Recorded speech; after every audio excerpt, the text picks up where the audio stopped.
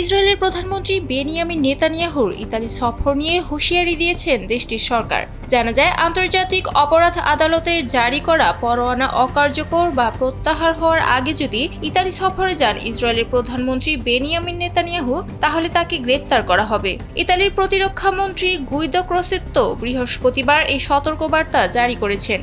গাজায় মানবতা বিরোধী অপরাধ ও যুদ্ধাপরাধের অভিযোগে বৃহস্পতিবার ইসরায়েলের প্রধানমন্ত্রী, সাবেক প্রতিরক্ষামন্ত্রী ইয়োয়াভ গ্যালান্ট এবং হামাসের সামরিক শাখার প্রধান মোহাম্মদ দেইফের বিরুদ্ধে গ্রেফতারি পরোয়ানা জারি করেছে নেদারল্যান্ডের হেগ শহরে অবস্থিত আন্তর্জাতিক অপরাধ আদালত।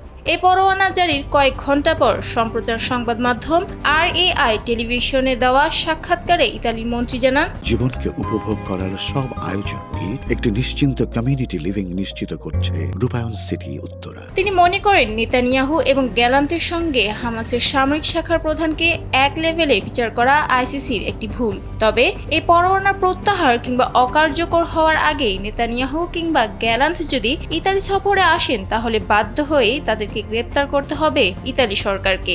এর আগে গত মে মাসে নেতানিয়াহু, গ্যালান্ট ও দেইফের পাশাপাশি হামাসের তৎকালীন প্রধান ইসমাইল হানিয়া ও গাজার হামাস প্রধান ইয়াহিয়া সিনওয়ারের বিরুদ্ধে গ্রেপ্তারি পরোয়ানা জারির আবেদন করেন ICCর কৌঁসুলি করিম খান।